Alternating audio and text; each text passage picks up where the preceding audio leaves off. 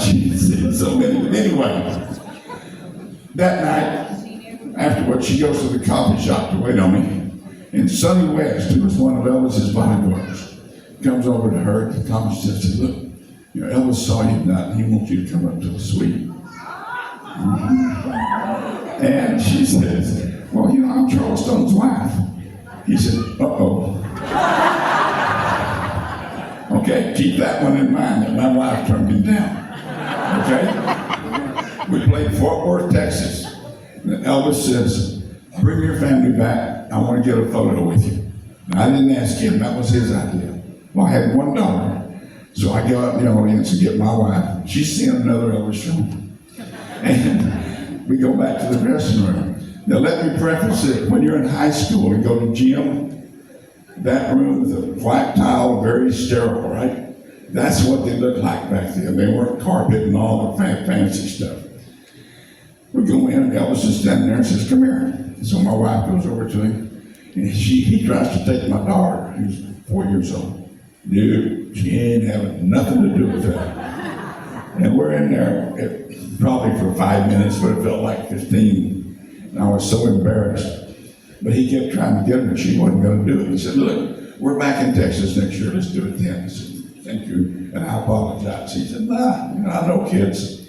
So we go out of the dressing room, and my daughter says, why wouldn't you let Elvis hold you?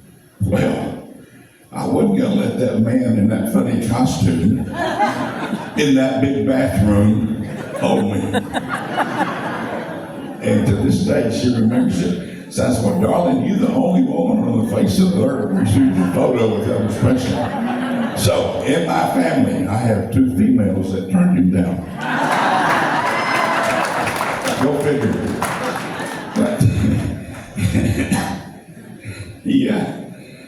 he never forgot that either. He said, how's your daughter? Now, when he threw a scarf out in front of the stage, it became a war zone, World War III. No disrespect for you women out there tonight, okay? But you turn into Godzilla.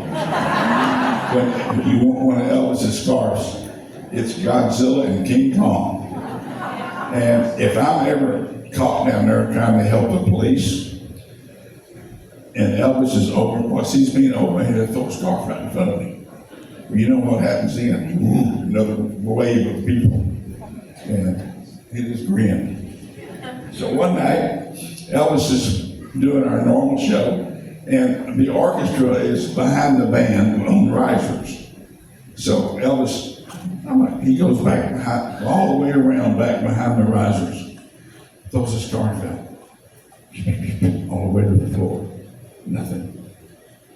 He throws another one, all the way to the floor. The look on his face was priceless. So that night on the airplane, he comes up and says, hey, I threw 2 scarves out like that. Nobody wanted them. Well, Elvis, Colonel gives those seats to the blind people. Because you can't see behind the risers. Well, nobody told me. He never went back there again. Anyway, we had fun in the Elvis story. But anyway, when Elvis went in the Army, he was always worried that somebody would forget him, his fans. Always worried about that. And, the Colonel kept records going.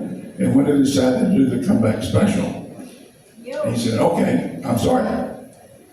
You like that? Did he ever look good in that special? Oh, yeah. Oh, yeah. Even a guy can say he looked good without the wrong connotation. Anyway, he was really worried about it. So when they did the special, excuse me, when you read a weather alert or air alert, believe me, they're real. So anyway, he comes back and does the special. So in Burbank, California, where the studio where it was done, we're going to recreate that tonight. So please welcome to the stage, Leo Days.